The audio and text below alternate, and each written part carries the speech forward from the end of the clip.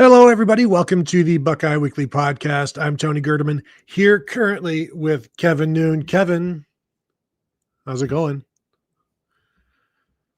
It's going, I guess. I'm here so I don't get a postseason ban against myself, but we know those aren't really a thing anymore, but I won't get ahead of myself.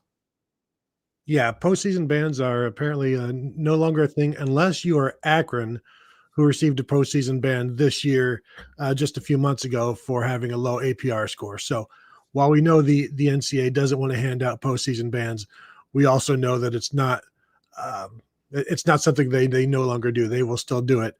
But so yes, we are here discussing the Michigan sanctions from the NCAA, and I know there's it is not the hammer that so many people promised, but I would say that the NCAA right now, and it's something that we've talked about in all of these shows that we've done, is what is the NCAA's appetite for hammering anymore? And apparently it's not the same as it used to be. They used to want their pound of flesh. Now, Kevin, they just want their pound of cash, and then they'll go on from there. And so I guess what we can do is let's just start off with what the penalties are that the NCAA has handed out. And we've got that, and you can bring those up if you want. And we'll go over these. And a lot of this is financial. And you've got the $50,000 fine. It's like, well, what is that? There's also what the $20 million fine, or the fines that will come from their lack of they won't get their postseason share the next 2 years, as it says there, for 2025 and 2026, a fine equivalent to the cost of 10% of scholarships awarded in Michigan's football program. The 10% of the budget of the football program, I was trying to look up what that was. The budget this year for Michigan's athletics department is like $270 million. So even if if football is, I don't know, half of that or a fifth of that, like there's a few more millions going to be in there as well. You've got the 25% reduction in football official visits. I don't know what the Kevin, do you know right now what the number of official visits are that a school can handle? Because if players can have unlimited visits, what's and if there are unlimited unofficial visits that schools now pay for, I don't know that this really does anything. Right. No, I don't know. I'm trying to look that up right now. As of November 2024, FBS programs have been able to host a maximum of 70 official visits. So, Okay. I don't know. I mean, again, things change. That was the last cycle. I mean, we're almost a whole year out, so who knows? So you're talking down to like 53 official visits or so, but again, you can make up for that. A 14-week prohibition on recruiting communications during that probation period, which is 4 years. And I posted this on Twitter. Does that mean like you got to choose 14 just random days over the next 4 years that equate to 14 weeks where you don't call or text or DM somebody, presumably in the windows where you can do those things, and not presumably during like quiet periods or dead periods or whatever those are. Jim Harbaugh, Connor Stalions gets an 8-year show cause.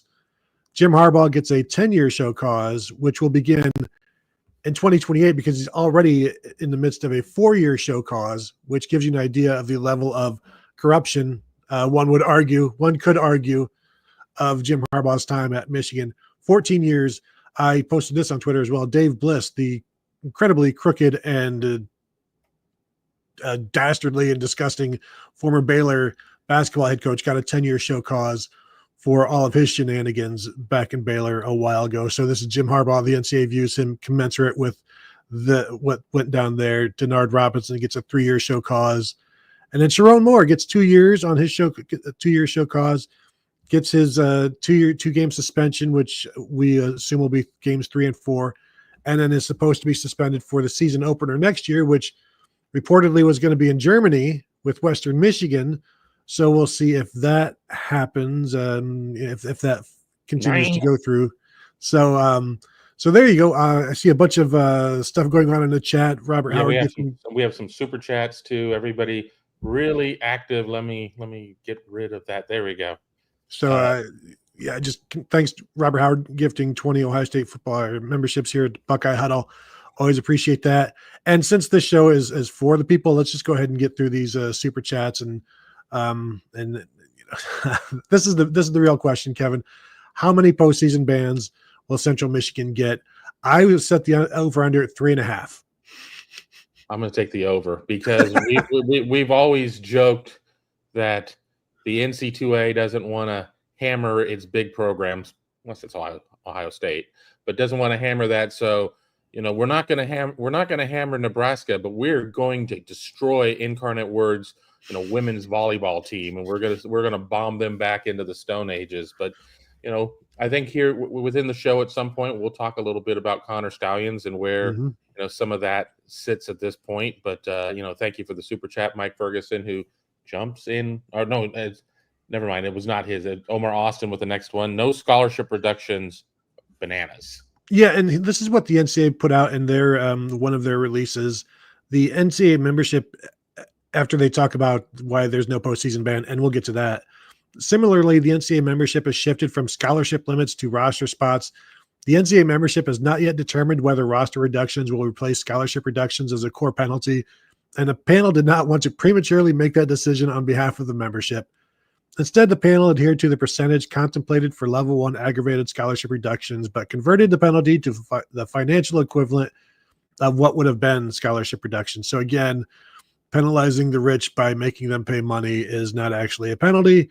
But again, the NCAA is kind of hamstrung here. They got one hand tied behind their back because they're still trying to figure out the scholarship situation and roster limits. So it's like, well, we don't even know what to penalize.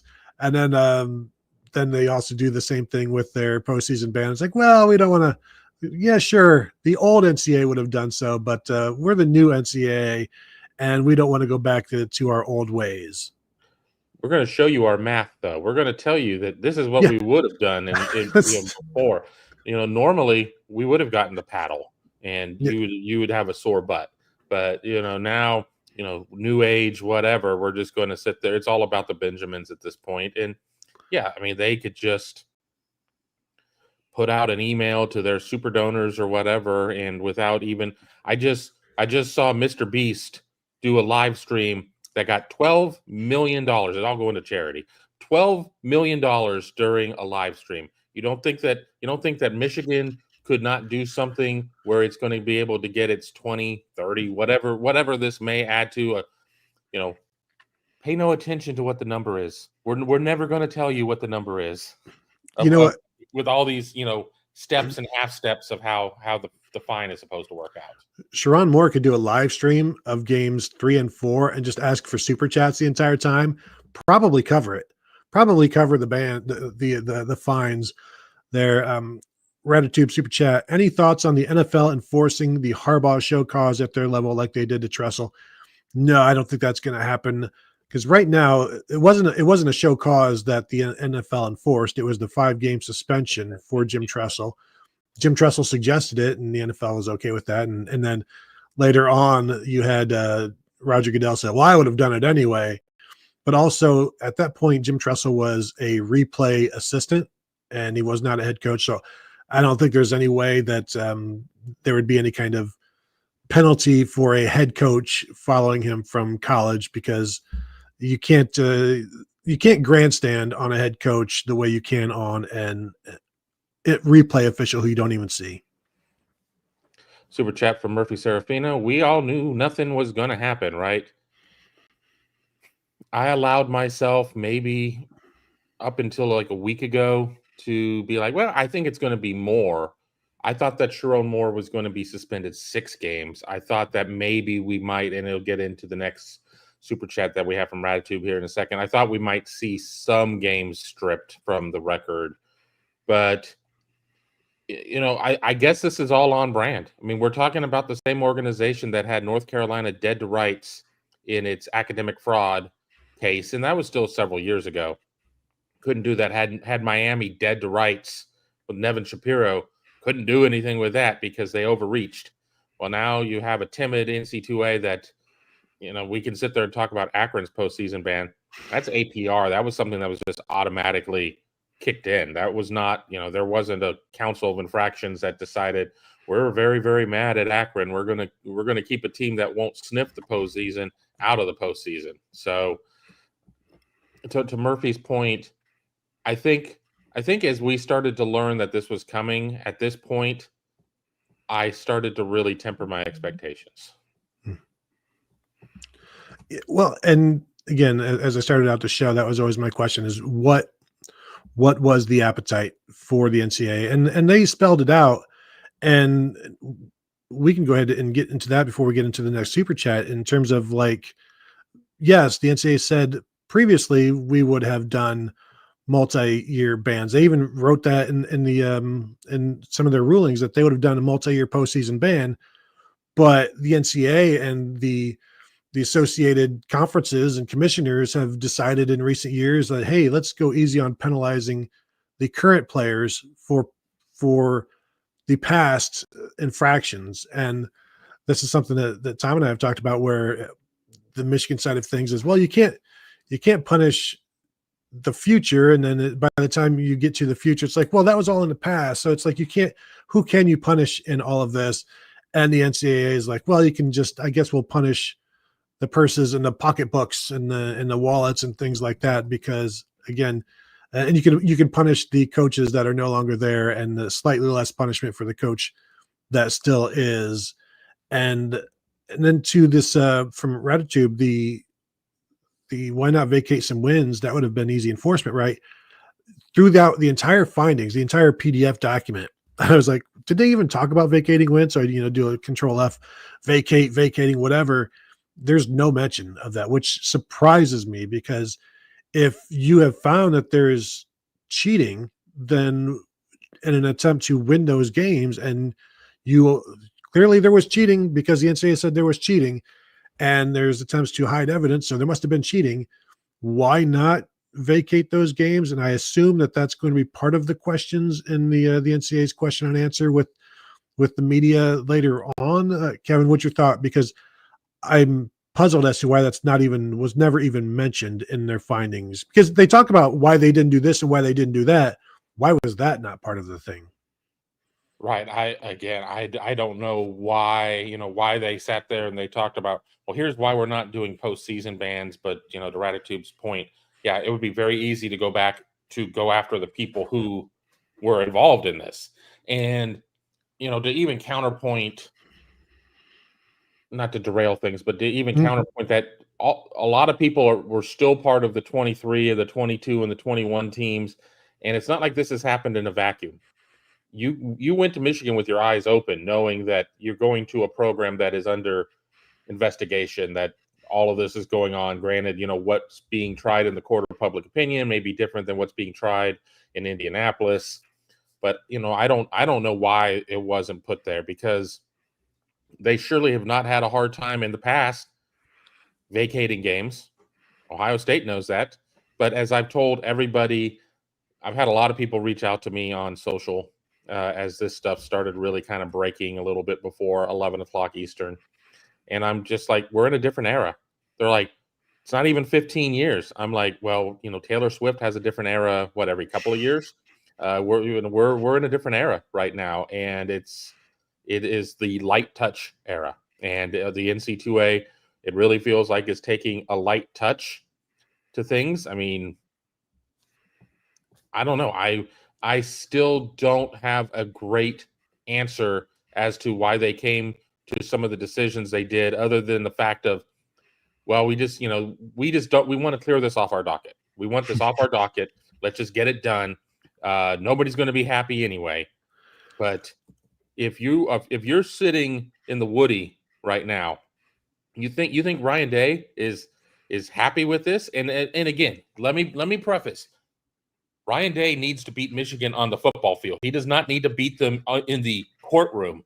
But I mean, do you think anybody at Ohio State is happy about this? Do you think anybody at another program that isn't like Bip Poggi or whatever, who's like totally in the tank for Michigan? Do you think anybody else is happy about this? I mean, I'm picking up cheating 101 and trying to figure out, because there's obviously no penalty. There's no real penalty money.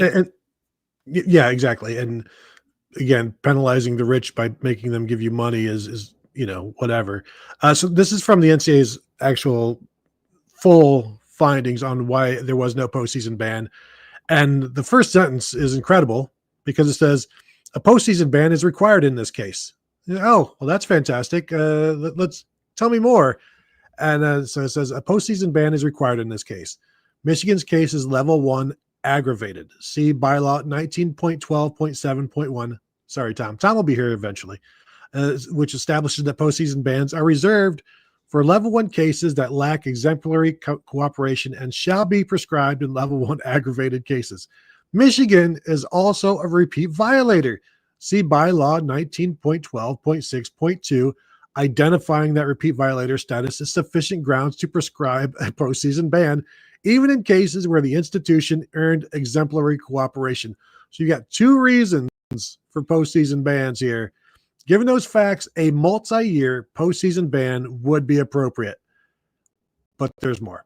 That said, which is, so that said, the NCAA Constitution states, quote, division and, as appropriate, conference regulations must ensure to the greatest extent possible that penalties imposed for infractions do not punish programs and student athletes not involved nor implicated in the infractions.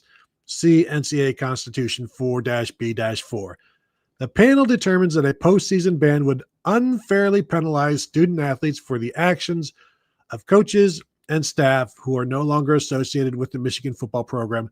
Thus, a more appropriate penalty is an offsetting financial penalty, which I got 2 thoughts here. One is that if Jim Harbaugh was still here at Michigan, there would be postseason ban because there would be a party that you could punish. So I think him being gone helped, even though Michigan was trying to keep him the entire time.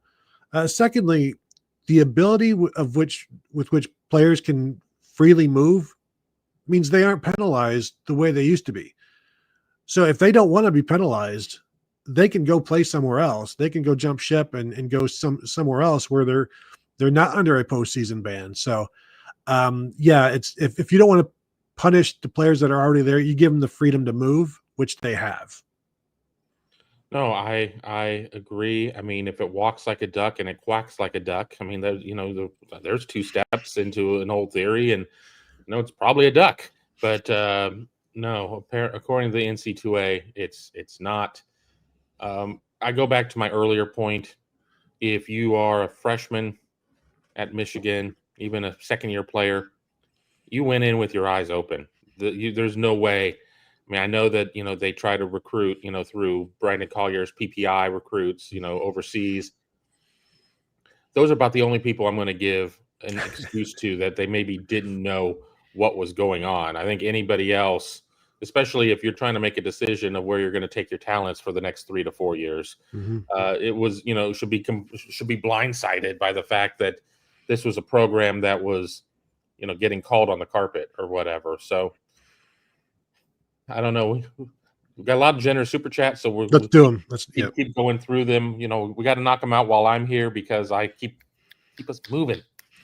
Mike Ferguson, it's going to be fun when Kevin is gone and I'm the only person here and I've never done this before, and then I'm just waiting for Tom.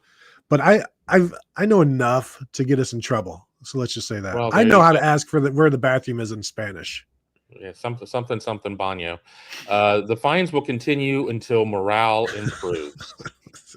It's true. It's true. Although the morale is just fine at Michigan right now, I'm guessing.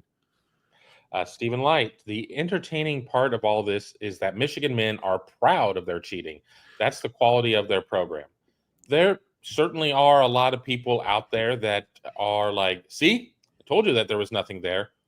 But if you just listen to what Tony said, there was, all the reason in the world to have a postseason ban, level 1 aggravated special rider niner squiggly mark or whatever. Was it throwing a niner? Yes, I did throw a niner in there. I mean, it's not that they found nothing. It's just that the NC2A did nothing. So let's not get confused. And I'm sure in the non-super chat part of our chat, since we have so many super chats and that's where my attention is at the moment, there'll be Michigan people in there who will be trying to refute me or whatever. And that's fine. Just everybody be cool in the chat, and we can just, go along our merry way. Well, and again, one of the press releases from the NCAA is titled "Overwhelming Evidence Shows Impermissible Scouting Scheme in Michigan Football Program." So, yes, I haven't looked into the free side of the chat yet in terms of what the Michigan fans are doing, and I have not looked on Twitter to see what's going on there. And I assume there's celebration in the streets and they're shooting their guns up in the air to celebrate. But again, the NCAA found all of these things. Connor Stalions had people grab like hard drives out of his office, as we were told a while ago. He threw his phone in the bottom of a pond after breaking it, and he threw his computer and stuff into the bottom of a pond, just as any normal low-level staffer would in an organization run by a completely clean entity. And again, as Jim Harbaugh is in the midst of a 14-year show cause. A super chat from Austin. I just don't understand how you can confirm the cheating, confirm what the penalty should be, and then give a side of fries instead. Puzzling. Well, I guess it goes along with cheeseburgers from the first NCAA infractions. Now you got your French fries. Yeah, it's a happier, newer, friendlier NCAA, and you don't want to punish the children. So what's that? Would you call it a happy meal? Yeah, a happy meal as well. Yes. So won't somebody think of the children?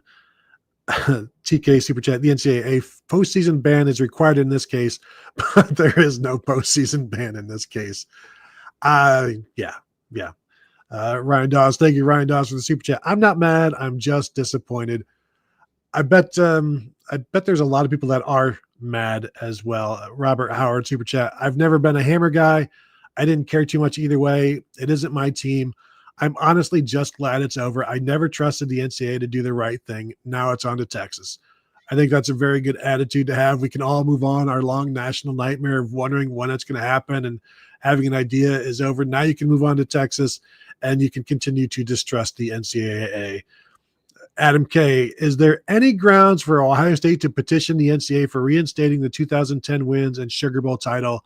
The double standard is absurd. Kevin, is this the time where everybody just needs to move in terms of getting all of those things back from the NCAA? If the NC2A can't do things right in the present, how do we expect them to do things right in the past? I don't disagree with Adam K. I mean, but have they gone back and erased every violation of the Volstead Act during Prohibition and everything else, because that got overturned, and what Ohio State got dinged for is not a penalty today. That's for certain. I don't know, but it would be pretty ballsy if Ohio State just said to hell with it. We're gonna recognize it, and you can kiss my ass. I mean, I don't. Well, what are you gonna do? Postseason ban. I mean, obviously that's where the postseason ban will come up, because how dare you? How dare you? But I want to point out something else before we get to our next super chat. Once again, never, ever, ever, ever, ever cooperate with the NC2A. There's just no reason. Stop this horse crap, like reporting every level 7 violation because a recruiting hostess farted on a trip or something like that. Just stop. Stop. I'm talking to you, Doug Archie. Stop. I believe that's 11.toot.toot. Yes, .toot.part.rip.com. Super chat from Nicholas Vanel. They were found guilty and got away with it. Yeah, I think that's there's no they keep everything and they get to continue to go after everything. So yeah, there's plenty of reason for Michigan fans to be excited. I would also maybe I can ask some of the Michigan fans in the chat, do you feel like you were misled from the people that were telling you that this is all a lie? Because the NCAA is telling you that all of this is not a lie, and they have the facts and the admissions, other than from Jim Harbaugh, who refused to cooperate. Don't know why he would do that, but you got what you wanted, but also it doesn't mean that you thought that nothing happened. Super chat from David Turkoleski. I'm sure this is going to be a long day for you guys. Enjoy a beer when you are done on me. Thank you for that, David. Kevin, you've got about another 15 minutes. Are you going to jump back in when you're back around, or I don't know. I don't know how long this show is going to go. I'm going to text you guys and see what is going on. I've got to go downtown for a meeting, and it could be 30 minutes, could be 60 minutes, and then it'll come down to, boy, I really want to get back to my side of town before rush hour happens. But if you're like, we're in our final hour, please jump on. Mr. Business needs his dad or something like that. Then I'll jump on. I'll take the computer with me and jump on. I would have bet money that this was going to happen either today with a meeting I couldn't move, or I have a doctor's appointment on the 25th, and and I'm like, or it's going to happen on the 25th when I have a doctor's appointment. Super chat from Kevin Gwynn. Please explain in detail what the whole show cause deal means. Sure seems like another toothless penalty to me. Moore got 2 years, but what the show cause penalty is basically, if you would like to hire this person, you have to show cause why you think that. And then there's also just like, there's going to be enhanced watchdogging of what's going on at your program. If something they do, like if they do something that is an NCAA violation, you could be in line for harsher penalties, a larger fine, if you will. But it just means they're not unhireable. But if you've got a choice between like 7 guys and they're all pretty even, the guy with the show cause is probably not going to be the guy that you go after. One, it shows that they have lied and done things that the NCAA doesn't like. So there's already a black mark there. It's not good for the resume. And Kevin just throws it up there. You guys can read it. While the order doesn't explicitly prohibit hiring, it acts as a strong deterrent, often likened to a scarlet letter as schools risk NCAA penalties such as fines or recruiting restrictions for hiring someone under a show cause order. So he's fine as he is. Sure, they'll have been suspended another game next year, which makes it 3 seasons with the suspension in 3 seasons as head coach for Michigan. I'm sure that's a record which will be permanently emblazoned on his Wikipedia page. So sounds good. Just got a note from Tom. Tom will be here. We got another super chat for me to hand off to him. So Tony, you may not be flying solo, or if you are, it may be brief. Chris, I love Sharon show cause. Doesn't quite require Michigan to show cause to employ him. Yeah, once you're in, you're kind of in at that point. So, and we have another guest. I'm going to give him a second to get set up. I'm going to see when I got a thumbs up. So let's bring in contributor Juck and get his thoughts. How's it going? How we doing, guys? What a this is just amazing to me. Guilty is charged. I love seeing that. That's fantastic. Toothless punishment, and I'm not surprised. I wasn't someone who was thinking this was going to be anything serious from the get, but I was holding out hope. I was holding out hope that those who were really telling us they were really informed on what was going to happen here, they might just be right. It seems not so much, man. Not so much. There is no law. There is no order. They're walking scot-free, but I'm ready for some football. Time to sweep this under the rug and be on with it. Well, football in 8 days, and at least college football wise, and it's about here. I think again, what was the NCAA? What were they willing to do? What did they want to do? It's just funny that they talked about what they would have liked to have done in the past, which is just the worst kind of revisionist. Try that in any day life, whatever you're doing, and it's like, I mean, I would have liked to have not walked out of here with shoplifting this whole thing of groceries, but I chose to, and now I would have liked to have done. Normally I would do this, but then you're still doing this other thing, and you're allowing I'd say you're encouraging Juck, maybe that if this is the punishment, then if you've got a sugar daddy that will cover any kind of financial punishments down the road, why not get a little crazy? Certainly seems like it, Tom. Certainly seems like it. Particularly rough for the Buckeye fans after what we've been through, going down a similar route. It's interesting. I was watching a national podcast last night, and they were talking about this, and basically his stance was the NCAA, they already, the Big Ten Petiti punished Michigan. This is an actual case where the NCAA, there really is on-field cheating here, and Ohio State, you guys had every chance to beat them, and you didn't. So suck it up. Like they've made this about Ohio State, this entire thing, and just kind of pitted us against them when these guys cheated everybody, and that I just find really interesting that's how this is being pitted. It's like us versus them when they cheated the entire Big Ten. They cheated the country. We'll never know to what extent that, there is no way to prove how much it helped, how much it assisted, but it's very clear they've been found guilty. And I am really happy that Stalions got the 8-year show cause. I got to say that. He's been running around talking about his career and getting back to his career. And it is clear that this guy is just a little twisted upstairs, and he has been their hero for the last 2 years. So that's pretty interesting. Well, no manifesto has ever won a children's book award. Let's just say that. Like, you got to be a little disturbed. Super chat from Jeff. Hello Moon Manifesto. Didn't win. Super chat from Jeff Frazier. Guys, if Moore is getting another game, why wait till next year? Also, why do they get to select the games?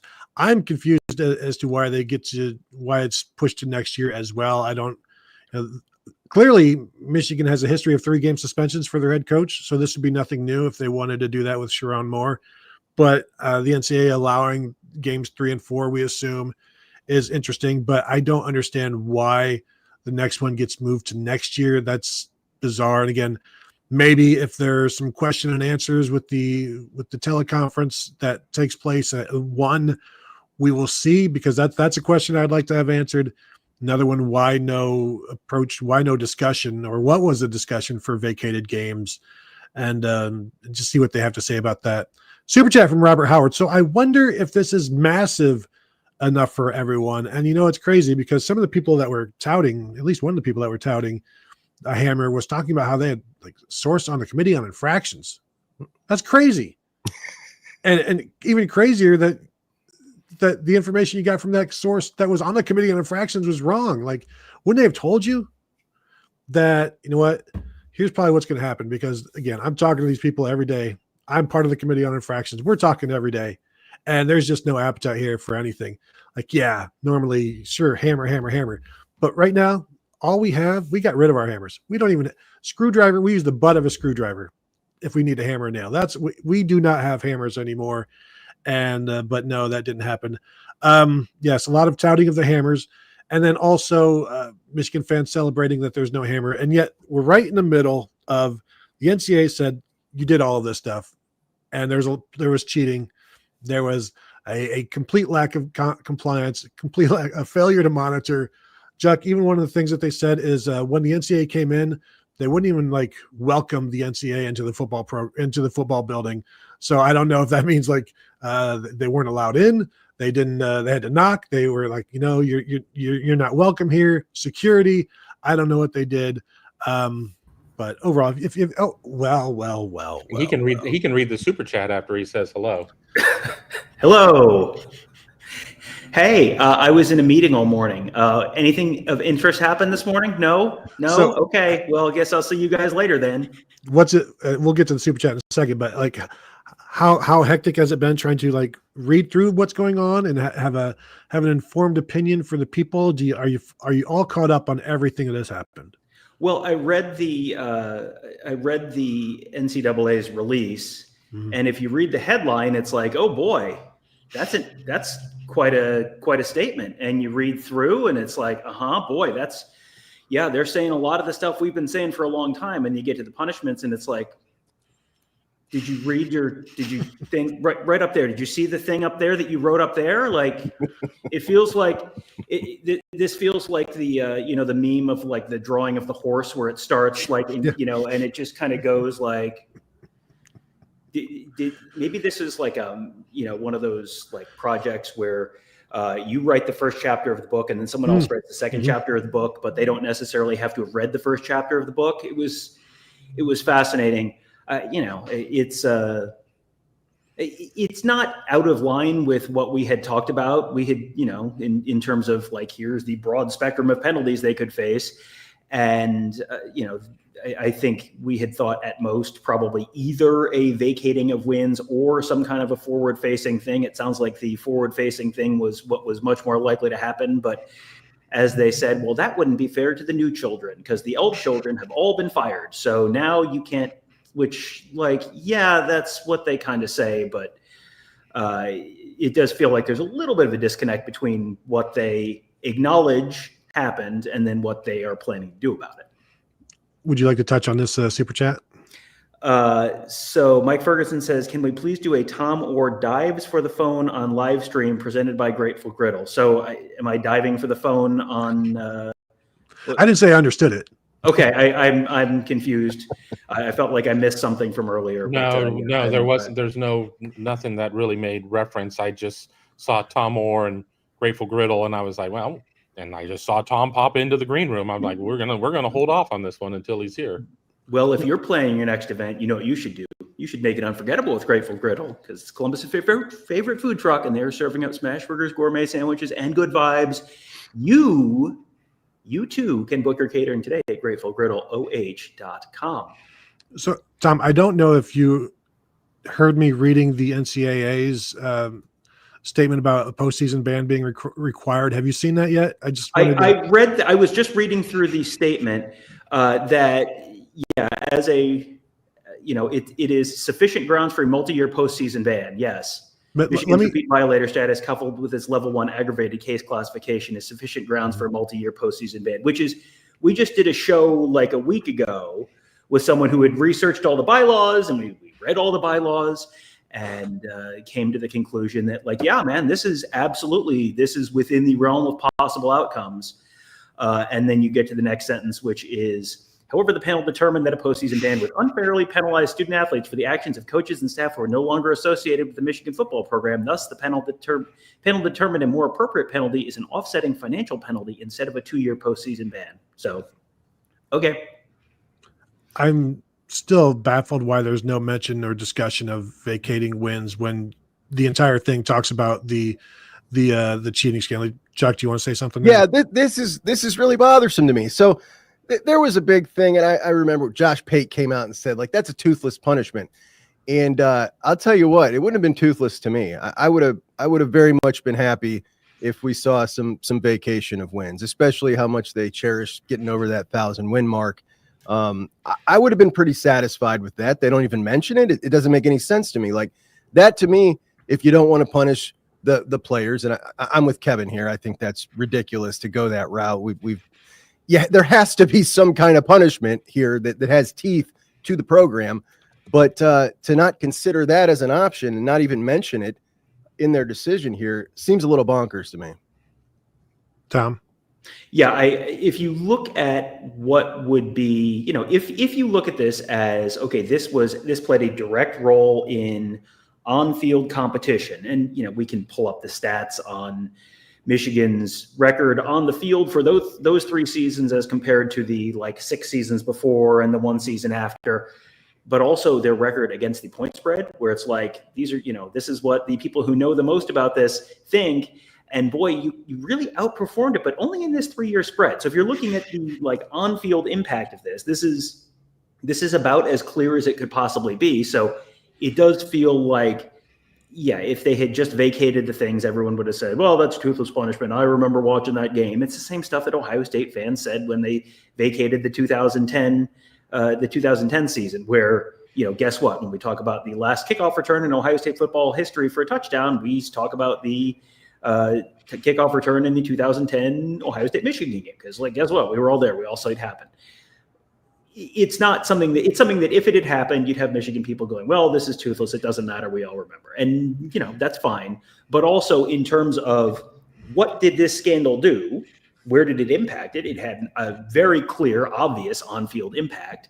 So negating that to whatever degree, that feels like that would have been very much in the spirit of reversing, as much, they can't go back and Men in Black mind wipe you from remembering those games, but they can take them off the books, and they can, as Juck said, like take Michigan back down below 1,000 wins and all that kind of stuff. That felt very much like this would be a very logical way to approach this, but it's the NCAA, so when has logic had anything to do with anything? Kevin, I know you got to run. We will let you say goodbye, or you can just Irish goodbye us and walk out. No, thanks everybody for watching. I will text you guys to make sure see if you're still on the air or not when I get out of my meeting. And everybody, play nice in the chat. It's starting to get a little rankled over there. So let's play nice. And we can start looking at some of these questions, like this one from Carlos Fulton. Imagine having to watch your team lose to your 6-5 rivals. I guess, would you rather lose to your 6-5 rivals and win a national championship, or be the 6-5 rivals and have 5 losses on your schedule? I think that's a pretty easy question to answer for just about anybody. And that's the one thing that they will have to continue to put out there. But it's not a trophy. So we do have a here we go. Omar super chat. Our good buddy Omar says, does Grateful Griddle have any special pickle-based recipes? We do need to get out there and do a Hungry Huddle episode with our friends at Grateful Griddle. And when we do, rest assured, whatever their most pickle-intense dish is, that will be what Kevin did. Do you have something pickle forward? We need something that really gets the juices going. Oh, sorry. TK says, don't read, just sending my thanks for the reliable, non-sensational coverage. Listen, I keep seeing the word hammer in the chat, like LOL, you morons. I would invite you to go back through our coverage and find how many times we use the term hammer, because I believe the answer is 1, and that was in a pretty tongue-in-cheek show that we did about a month ago, where Tony asked all the different AI models where what the punishment was going to be. We need to go back and check Grok. How did Grok hold up against Chat GPT? We'll have to go back and check on that. But yeah, you're thinking of a different show. That wasn't us. Hey, I've been getting it all morning too, tagged with that. There is one specific outlet that was really on that. 90% of their thumbnails featured Michigan on the cover. That wasn't all of us in the Ohio State sphere. Many of us were very much, I don't know where this is going to go, because I don't trust the NCAA to do what they should do. And that was my stance. That was these guys' stance. But I'm going to leave you guys with this and hop off here and let you do the thing. I am very bothered by the fact that in the end of all this, Sherrone Moore got to choose the games that he was penalized for. And that's just been allowed to stand. I thought if nothing else, they were going to say, yeah, no, buddy, you're not going to go ahead and just get to go coach at Oklahoma this year. Sorry, there are some punishments here that we're going to enforce. And that seemed to at least be an easy one. They decided to add a game, but we're going to kick it off till 26. That bothers me the most. Anyway, appreciate you guys. Have a good show. Thanks for jumping on to help out, Juck. I don't know. Maybe he just doesn't want to get a passport and is like, you know what, let's just do it for the Germany game. Like, or I don't know. Yeah, I don't understand how this gets pushed out to a second year, another year. Right. Yeah. I don't understand that at all, where you're going to take their punishment, but it's insufficient. So you're going to add another game, but it's not going to change the weird punishment that they have, where it's like, I choose this game and this game, and then we're gonna accept that, but it's not enough. But we're gonna do another one, but it's also next year. Like, what? What? Yeah. I got to tell you, I have read a lot of bylaws. I did not find anything that would indicate like, nope, has to be in this is the non-consecutive years. Maybe they have Minnesota on the schedule in 26, and this is part of the University of Minnesota Spankological Protocol. I don't know. That's the closest I've come to an answer on this, but. Because the season opener is Western Michigan, and that's supposed to be in Germany. Then they have Oklahoma at home, and then they have a lesser, group of 6 school, UTEP, I believe. And it's like, I assumed it would just be UTEP, because if Michigan's going to get to pick the games, then why not go with that one? But the NCAA is saying it's the opener, and So we'll see if he makes the trip and goes or doesn't or shows up in a disguise. I mean, hey, we know it's happened before. We've talked about this as being an unprecedented scandal where you can't just lean on previous case precedent to determine what the punishment's going to be, because there really isn't precedent. There would be precedent for that, so that would be a little different. Super chat from Robert says every team should just record Michigan's signals and send to their future opponents. Here's the thing: like I've seen a bunch of talk about, everyone should just do that.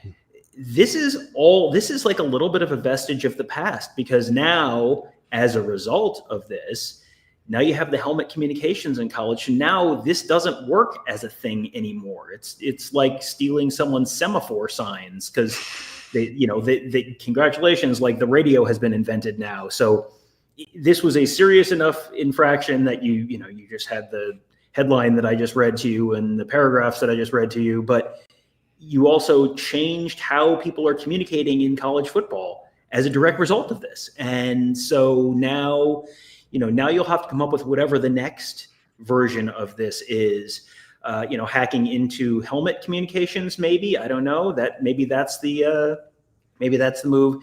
You've got trash cans on the sidelines. You could hack in and then Houston Astros it. Maybe, I don't know.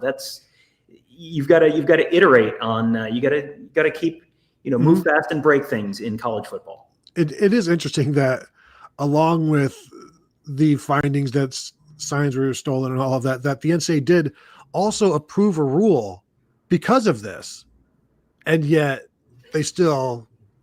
Again, let's just keep this to a monetary fine, show causes. We don't want to have anybody actually hurt in all of this. Super chat from Jordan Kapler. Now that we're at the end of this, I think it's a good time to reflect on the friends and mostly enemies we made along the way. Listen, I don't know that we've made any enemies. I think we've made lots of friends.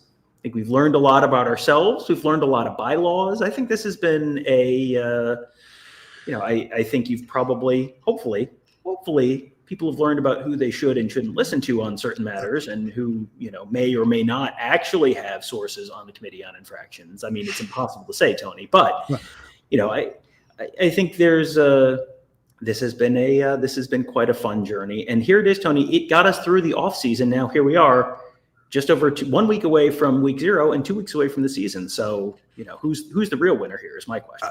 I saw it mentioned on our message board from in the Michigan scandal thread, which was started October of 2023. And somebody posted on the board, I can't believe both Ohio State and Michigan have won national championships during the life of this thread. And it is very, very true and very, very interesting. Okay, and we have a super chat with clarification from Mike Ferguson. He says, we the fans would like a live stream of Tom and Tony in a Walmart boat at the pond where Connor Stallion threw the phone into the water. Tom has to hold his breath and search the pond bottom until he finds the phone. I want to find Connor Stallion's phone, Pat Dye's pants, and I don't know, what's a good third thing? It's rule of threes, Tony. What's a good third thing that in college sports history college football history that has gone to the bottom of a lake? The NCAA's balls. Yeah, it's a good one. And I don't know if you guys read this before I got on, but man, that was the paragraph that made me laugh out loud. Was Stalions also admitted during the hearing that he disposed of his phone in a pond. In a recorded phone call, Stalions said his film was also at the bottom of a pond. Additionally, throughout the investigation, Stalions violated confidentiality requirements, disclosing information related to the investigation to the public. The panel stated, quote, in short, Stalions' multiple and repeated failures to cooperate are some of the worst the COI has ever seen. So yes, I'm sorry. Throwing your phone into a pond is, and then going in front of the Committee on Infractions and going like, guess what I did? Look at me. I'm a big boy. Look at, I can crime. It's just so good. I love it. I love it so much. First, I want to throw in a deep cut for you, Tom. This pond thing would be a better job for Brown Thunder. And then, yes. But like the idea that Connor Stalions is getting rid of his phone, I immediately think of Walter White breaking all of his phones, like all of the flip phones being broken in Breaking Bad over the years. And so, yes, he was doing, as you said, he was doing crime. But then I guess Ross Dellinger said that he was also in tears in front of the NCAA because, he's been through it. I had to buy a new phone. And new hard drives and whatever else that he destroyed. And the other thing, part of the NCAA's findings also were that we don't know how much information was destroyed. They just know like how there was a bunch of it. So again, it's still comical that everything that Michigan did would have been, punished very, very differently. Back when this started, like if they had found out everything that day, and as opposed to letting time go on, of course, time has to go on because of the investigation. But and I said it several times before you were here, but the thing that we've kept going on and on about is we don't know. And I said it like a week ago, what's the appetite for destruction? What does the NCAA feel like doing? Because do they have that appetite anymore? And clearly they do not, based on their own rules and being informed from by the conferences as well. And Tom, I read this earlier and I wanted to read it again because this is from like the official findings, the whole PDF thing on the postseason ban. And I know we've got some new people in there, so I just wanted to read this for everybody again. A postseason ban is required in this case. That's the first sentence. A postseason ban is required in this case. Michigan's case is level 1 aggravated. See bylaw 19.12.7.1, establishing that postseason bans are reserved for level 1 cases that lack exemplary cooperation and shall be prescribed in level 1 aggravated cases. Michigan is also a repeat violator. See bylaw 19.12.6.2, identifying that repeat violator status is sufficient grounds to prescribe a postseason ban, even in cases where the institution earned exemplary cooperation. They did not do that. So there's two situations here that should have warranted a postseason ban by the NCAA's own findings. And then it goes on, given those facts, a multi-year postseason ban would be appropriate. That said, the NCAA Constitution states, quote, division and, as appropriate, conference regulations must ensure to the greatest extent possible that penalties imposed for infractions do not punish programs and student athletes not involved nor implicated in the infractions. The panel determines that a postseason ban would unfairly penalize student athletes for the actions of coaches and staff who are no longer associated with the Michigan football program. Thus, a more appropriate penalty is an offsetting financial penalty. And Tom, the first time I read that, I said that if Jim Harbaugh was still there, there'd be a postseason ban. Would you agree with that?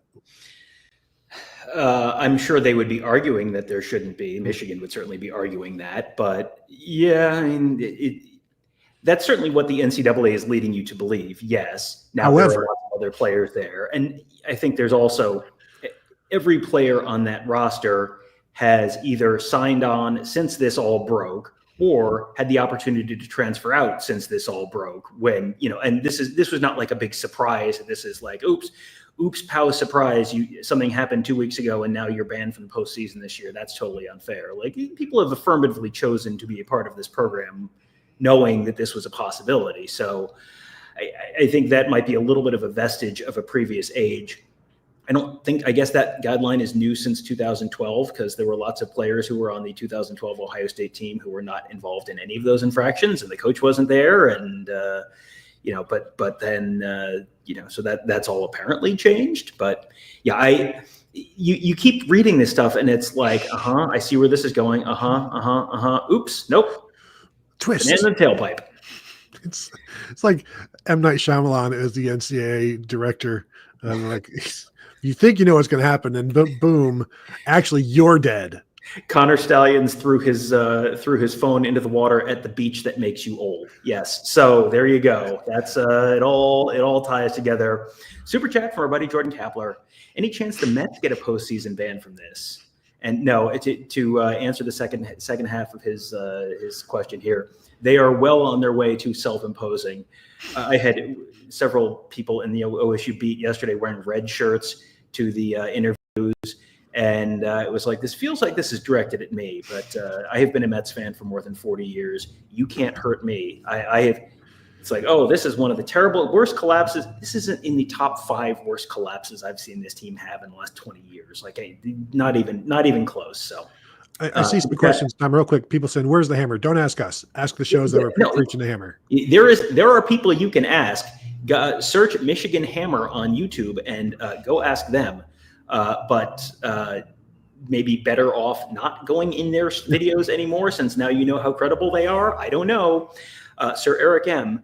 Super Chat, if the only consequence for breaking a rule is paying some money, it's not a rule, it's a privilege. Every team may as well start doing it and set aside a bit of revenue in case they're called out. Yeah, I mean, that's certainly, I certainly understand that perspective on this, because it does feel like, you know, the kid whose dad is an attorney who can get him out of things, and you know, that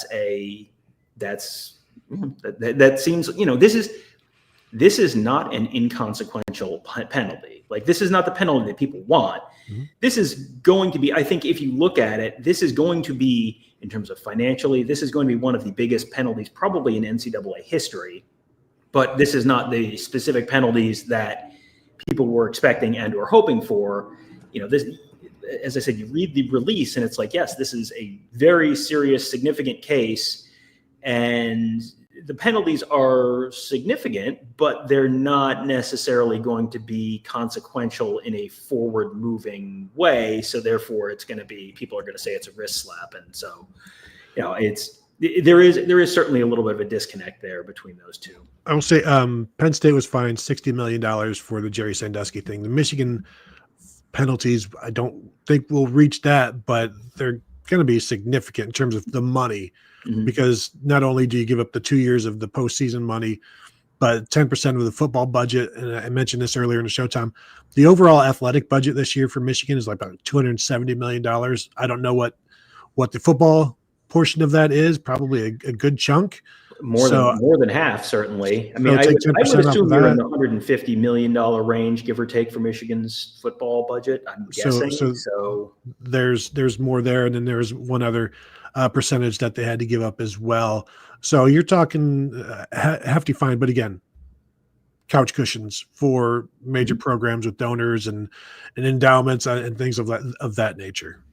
Yeah. This is 100% something that's going to get fundraised off of, 100%. That, write us a check and we will own the clowns in Indianapolis by raising the money in the next week. I suggested earlier in the show that Sharon Moore should just stream the first during his suspension, stream those games and ask for super chats. Not the worst idea you've ever had. Mike Ferguson says, Uncle T gets away again, supervillain status. Well, I disagree with that, because Uncle T and the Michigan folks have been telling you that this is all garbage. And so don't confuse the lack of postseason ban or vacating games as there's nothing here and that Michigan was clean. Michigan clearly overwhelming evidence about sign stealing and lack of cooperation and repeat violators. So nothing that side, the people and the crazy folks, not saying anybody's crazy, but the people, some of the takes have been crazy in terms of this has been organized by Ohio State or whatever. There's a dossier, like the evidence showed that there was cheating at Michigan, there was corruption, and that the people who disputed that are wrong. So, yeah, Michigan, their future and their past have gotten away with no penalties, basically, because they can still achieve anything they want and they can still keep everything they've gotten. So that's all free and clear. But don't let that convince anybody that they weren't doing wrong and that wrong wasn't done and that this was just Connor Stalions' mom, because that's all crap. Yeah, no, I've seen so much, Michigan is, hang on, let me find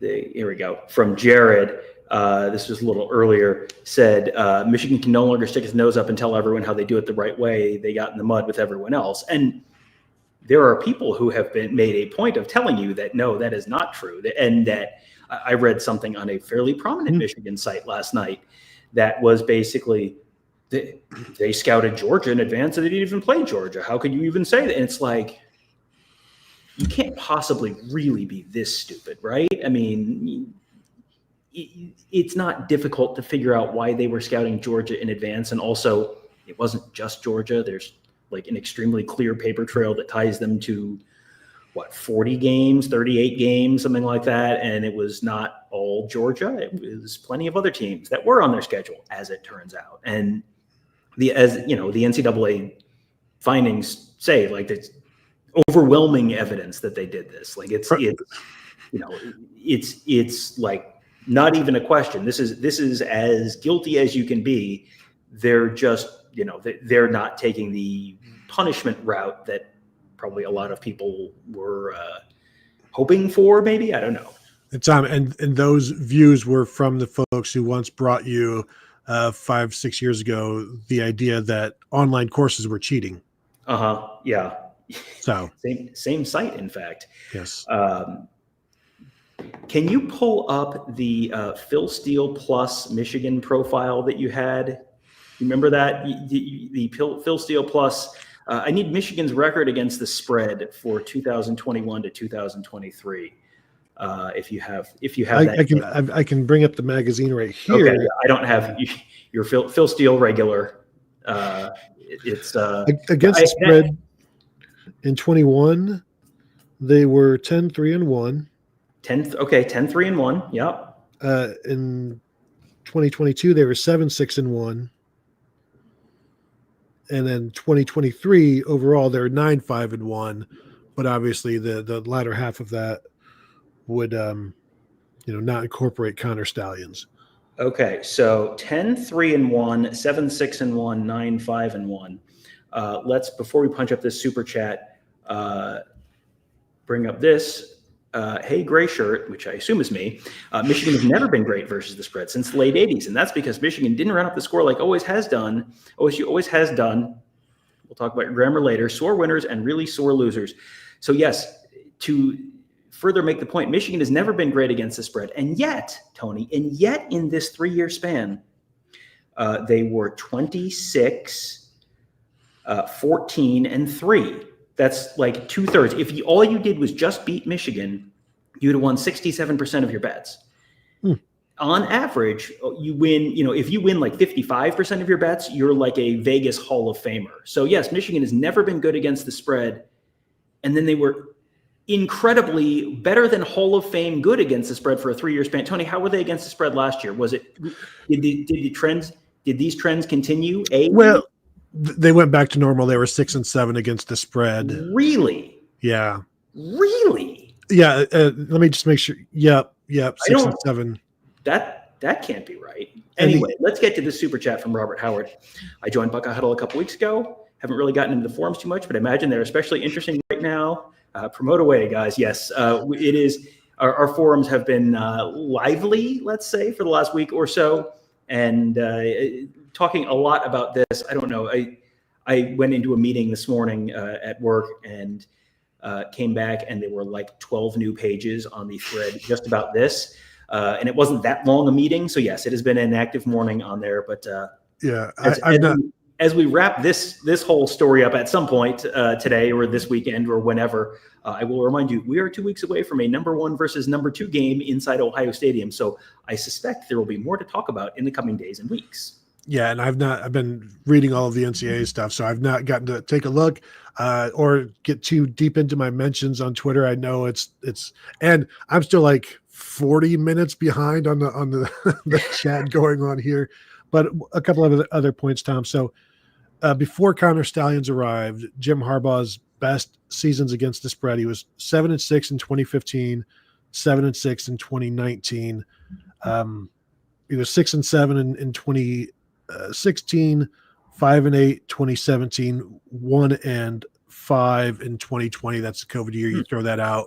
But never more than one game over 500 until Connor Stalions showed up, in which he was, 2 games over, twice in 2 years and 3 years there. He was more than one game over 500. So just 2 years and 3 in which he was more than 4 games over 500. Yeah. So there you go. So interesting. Congrats. As if they were outperforming their expectations for some reason. Mike Ferguson, super chat says, idea: Michigan sells Ray-Ban camera glasses at home games to wear at away games. Pay the fines with the profits. Listen, not the worst idea I've heard. And then they can just like put up a QR code on the scoreboard to where to send the files. Basically, just do whatever you can, get all the information you can, and then also, Tom, don't be surprised if they put a pond in on campus in case you have to dispose of something. Now, the problem with that, the officials, the authorities are going to know where you've disposed of things. So make 2 ponds. One that says disposal pond, which will throw off the scent, and the other one that says like nature pond. And then you throw all the crap in a nature pond. They'll never figure it out. This is the NCAA. Lake Stalions. I love it. Which is Clemson Auburn with a lake, or is Auburn Clemson with a lake? I forget which one has the lake. I think it's Clemson. I think Clemson is Auburn with a lake. So listen, should you open up an NCAA investigation into Clemson based solely on that? I'm not saying no. I mean, it's certainly a possibility. Is there a lot of waterways and ponds in Michigan? I'm not sure. Well, Michigan is a land of, it is not the land of 10,000 lakes, but there are a lot of lakes in Michigan. Can confirm that. So we are, let's see. I'm just laughing at the username Joey Freshwater in the also a pond timeline. Yes. Another member there. Just sort of, I don't know if we've gotten all. I'll pop up a couple of these, and these are old things that I think Kevin may have started earlier, so I'm not sure if you've gotten to these yet. If you guys want to get a comment on, our comments are scrolling super fast, so yeah, I'm going to throw a super chat in there. Otherwise, we're likely going to miss it.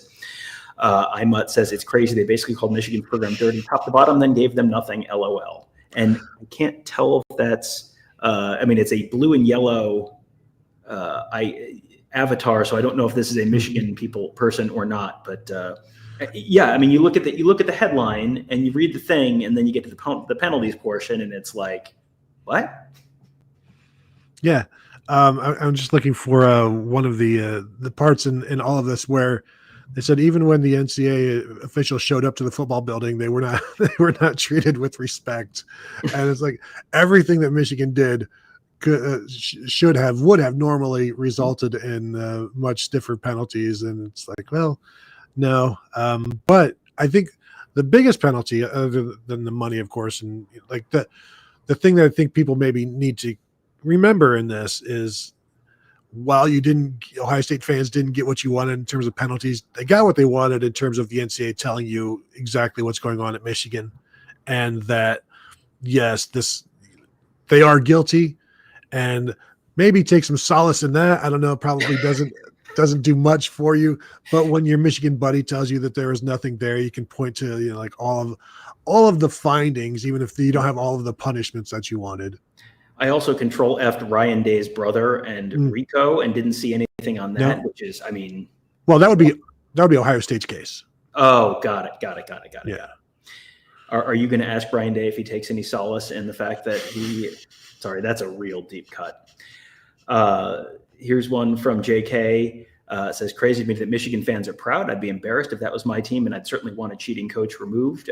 This is the second coach in a row for Michigan, second head coach in a row for Michigan, who has served multiple suspensions for different violations, which is, I don't know that I can think of another team that has had that distinction. Multiple different suspensions for the head coach for different cases, different violations.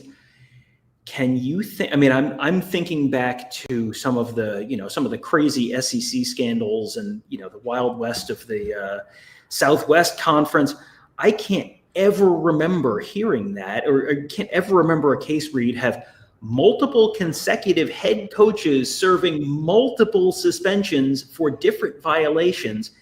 That feels unprecedented to me. Yeah, and this is part of the NCAA's findings. Here's their quote on one of their many statements on Harbaugh. Harbaugh ran a program that was largely dismissive of rules compliance.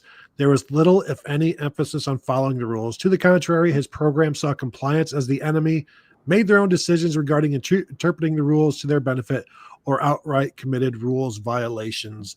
And this is the point where we get into the cult talk, where well, those rules don't apply to us. Those rules are, blah, blah, blah, shouldn't be there anyway. And I still don't believe them. It's like, no, like they're telling you everything that was going on there. And so if you choose not to believe that, that's on you. If you accept it, that's, maybe that's the first step, just accepting it and then hoping that the program is now clean because you're one step further removed from Harbaugh. But again, you're still going to have, this is going to be four years in a row your head coach has been suspended for at least a game next year. So like, come on, it's ridiculous. Yeah, because Harbaugh was suspended for the first 3 or 4 games of 2023, right? And then was suspended again for the first 3 in 2023 and the last 3 2023 for separate violations. And then Sharon Moore was suspended, I think, for one of the. Wasn't he suspended for one of the games in the start of 20? Tom, this is also the problem. It's hard to keep track of all the suspensions. Yeah, so, it's pretty remarkable. MSTEM Super Chat says, give money to the teams that were cheated. I mean, I don't know. I'm going to guess the money is going to go to the NCAA, at which point it will almost certainly go to, I don't know, orphans or something. I'm not sure. I'm sure it won't go to the opulent NCAA headquarters in Indianapolis for, I don't know. It might go into that $1.1 billion fund over the next few years or whatever, paying out the house. Yeah, that sounds actually shockingly likely that it could go to the paying the house settlement fees or house settlement folks. They should have found them exactly what the house settlement was. Sue says, I guess the NCAA is saying there's literally nothing a team can do now that would merit a postseason bowl ban or vacated wins. I mean, the APR is what got Akron a bowl ban this year. That was handed down in May. So there is still that. But at what point, like how much more blatant? Like, do you need 3 reasons for a bowl ban? Because there were 2 here. Is like 3 the tipping point? Is 3 the straw that breaks the camel's back? Where it's like this, then this, and this. Okay, you know what? We're going to do it. This should be a 3-year bowl ban. We're going to give you 1. And like I don't know what the tipping point is, but clearly 2 is not enough.